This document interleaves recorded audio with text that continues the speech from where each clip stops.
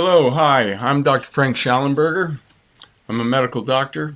I've been practicing pretty much continuously treating patients for the last 45 some odd years. And I'm here today to talk to you about your doctor's masters. Who are your doctors really serving? That's the idea behind today's broadcast. But first of all, let me talk a little bit about the good old days. The good old days. Back then, and this goes way back to the early 70s, by the way, things were different. Things were a lot different than they are today about the way medicine goes. First of all, it was all about the patient. What does the patient need? The patient needs this, the patient needs that. Our focus was on the patient. We didn't really need to think about all the things I'm going to be talking to you about in a second. All that's changed. Our first focus was on the patient. Do what the patient needs. What is it the patient needs? You have to take a time to get to know your patient. Take a significant amount of time to get into what are all the various aspects of this case. The other thing you had to figure on is what's the most effective, safest, yes, doctors deal with that, but the least expensive way to provide that. Because back then, most people didn't have insurance. And you had to figure out what's the least expensive way to go here. We don't necessarily have that consideration anymore because of insurance companies. Once again, it was all about the patient. Nobody else mattered. But actually, all that has changed considerably. Here's a great quote from Thomas Edison going back into the 1920s. You might have seen this quote. I think it's a good one to think about, and as we're going through this discussion here. The doctor of the future will give no medicine, but will interest his patients in the care of the human frame, and in diet, and in the cause and prevention of disease.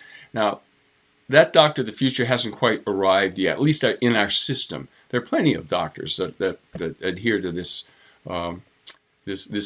way of thinking. But the system that we have to work in really ties us up, puts a lot of constraints on us. So we're not necessarily able to do what Dr. Edison is talking about here. Here's another great quote. This one comes from Sir William Osler. Sir William Osler was the chief head of medicine, the first head of medicine at Johns Hopkins University, which, of course, as you know, very famous medical school.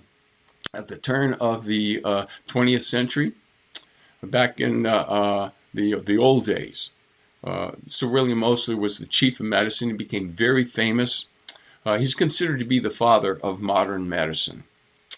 And this is one of the quotes that came out of one of his writings that I like to share with my students because it's so amazing to me. And it kind of tags on real nice to that Edison quote. And that is, one of the first duties of a physician is to educate the masses not to take medicine. You know, this day and age is different. We used to adhere to that, but we don't now. There are patients out there on 10, 15 different medications. This is crazy. The more medicines you're on, medicines are dangerous. The more medicines you're on, the greater the likelihood you're going to suffer from the medicines. You're going to suffer from your treatment much more than you maybe even would from the disease. So I think this is an amazing quote. But times are changing. And why are people on so many medicines? A lot of it has to do with all the other masters we have to serve. Used to be we just had the patient in mind. Now there's a bunch of other hoops we have to jump through. So I'm going to detail those for you. First of all, there's the insurance companies. We're slaves to the insurance companies to a large extent. So are patients, but doctors are too. When we make a decision about what test to order, what x-ray to order, what procedure to order, what level of treatment, what medication to order, you won't believe the paperwork and the decision-making that goes around the insurance companies. I'd like to think I could decide what's best for my patient. After 45 years of medicine and medical training and all that, I'd like to think I'm qualified to decide what's best for my patient in that situation. And that would be great, except when I have insurance companies telling me, oh, no, you can't do that. You can't order that test. You can't do that procedure. We won't pay for that. You don't have to do that procedure. So we're beholden to insurance companies, okay? Second thing is we're beholden to hospital administrations. Now, I personally do not work in a hospital, but many doctors do.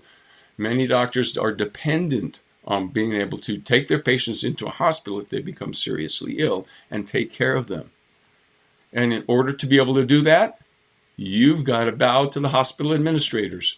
You do what they tell you. If they say you can't do that, you don't do that. So you got insurance companies you got to pay attention to. You got hospital administrators you got to pay attention to. And let's not forget liability insurance. Nobody wants to get sued, but the reality is that on average, by the time a doctor finishes his time as a doctor, more than 30% of them will have been sued at least once. 1/3 of all the doctors get sued. And it's just a reality out there. Something doesn't go right, the first thing somebody thinks about is, doctor must have done something wrong. That may or may not have been true, but the fact is that's something that doctors live with, fear of being sued. And so how does that change things? That means they got to be beholden to protecting themselves. You got to make sure that they only order the tests and the treatments and the procedure that all the other doctors order.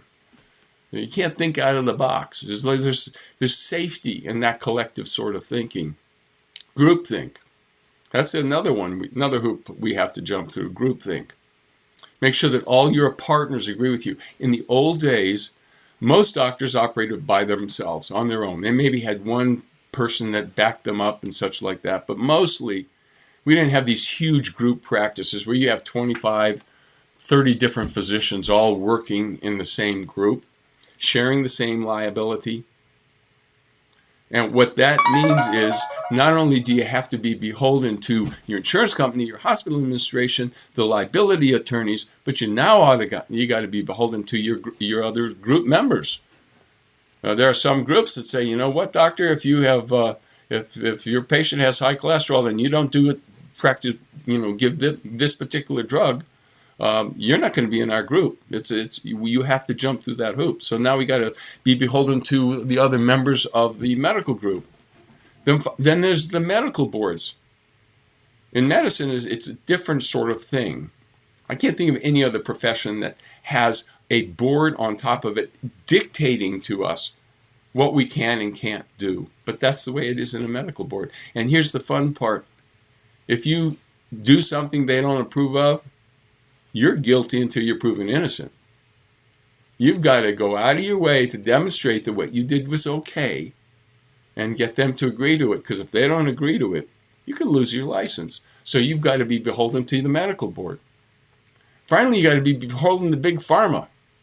If you don't use drugs, if you use alternative treatments, if you don't immediately prescribe a drug to a patient, the concept is you're not practicing modern medicine. You're not scientific.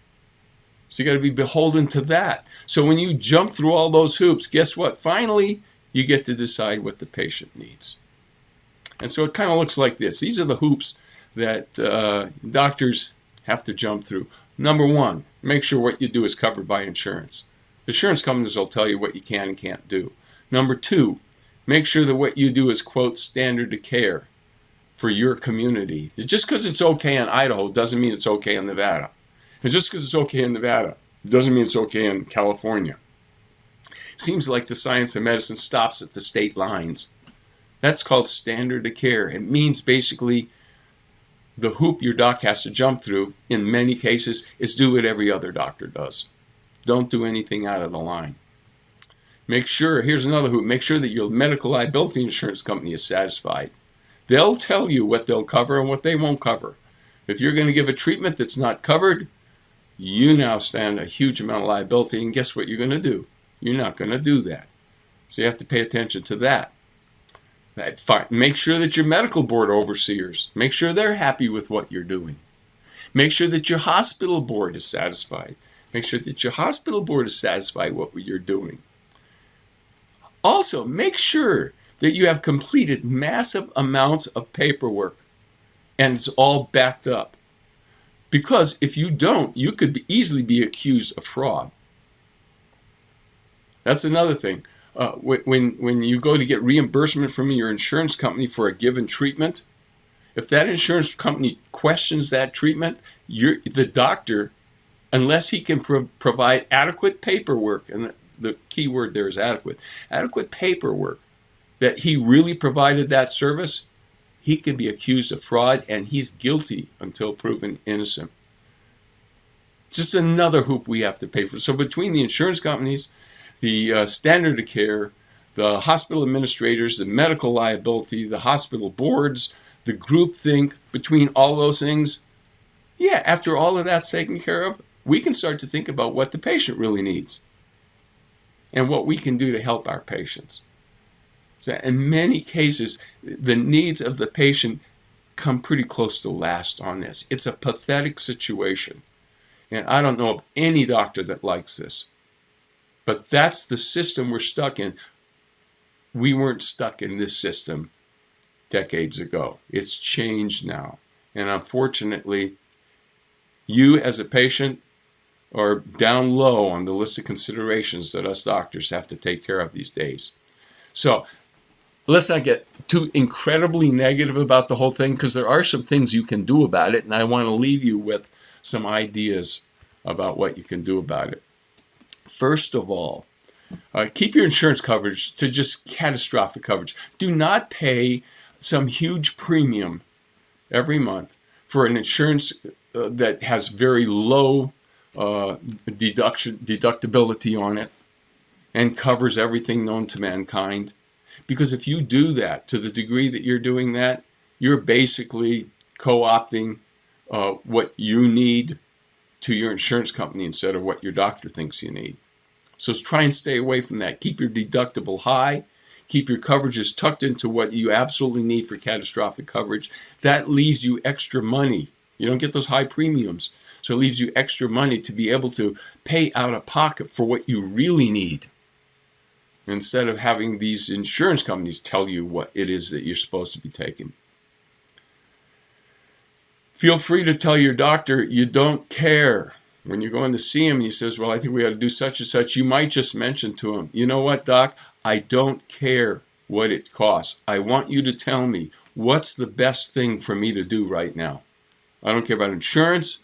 I don't care about liability. I don't care any of that stuff. Just tell me, in your opinion, what's the best thing for me? I'm willing to pay out of pocket for it. In that vein, get in the habit of seeing doctors that don't accept insurance and are not ruled by what the insurance companies dictate. I'm a doctor. I do not accept insurance from the insurance company. If you were to see me, you can get reimbursed by your insurance company, but I'm not having anything to do with them. I'm outside of that system. That's a good doctor to see, if you can find one like that. Also, this is an important point here. Learn how to stay healthy as if your life and the lives of all your children and your family depended on it. Because to a large extent, that's what the reality is. We have a system here that's geared to taking care of you when you get a problem.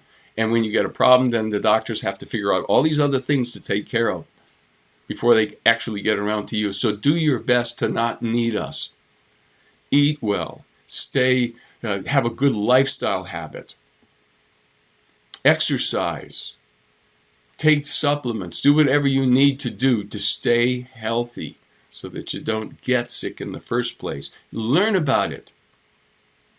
Make sure that you know about these things. Don't put your entire health care in the hands of one individual or group of specialists.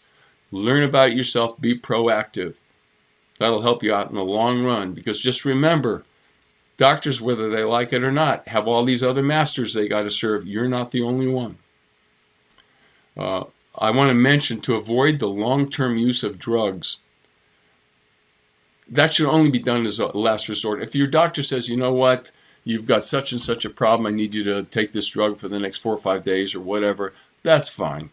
But if your doctor says, you know what, I want you to take this drug for the rest of your life, be a little curious about that. because you're taking a potentially toxic substance now for the rest of your life. And lastly, don't always have an alternative doctor, some doctor who's a little bit more on the outer edges of the periphery of conventional medicine, who operates by himself typically, who is able to think out of the box and give you some answers. So if you see one doctor and he says, you know what, I need you to do all this, and you're thinking to yourself, you know what, I don't think I necessarily want to do all that, have an alternative minded doctor you can bounce things off of. You can go into him and say, you know, what do you know? Are there other ways to get around this, or do I really have to do this? And do your own due diligence and have that taken care of. Always have somebody like that to bounce things off of. So there you have it. There's kind of the problem. There's what doctors have to deal with. It's a sad reality, but it is a reality. And there's what you can do to get involved in all this. And maybe the most important thing I've told you today is just so you have a reality. When you go in to see your doctor, you have a sense for what that doctor's got to put up with and who he has to serve. And you have a sense for you're not always the first person on that list. Okay, well, so long. I'll see you next time.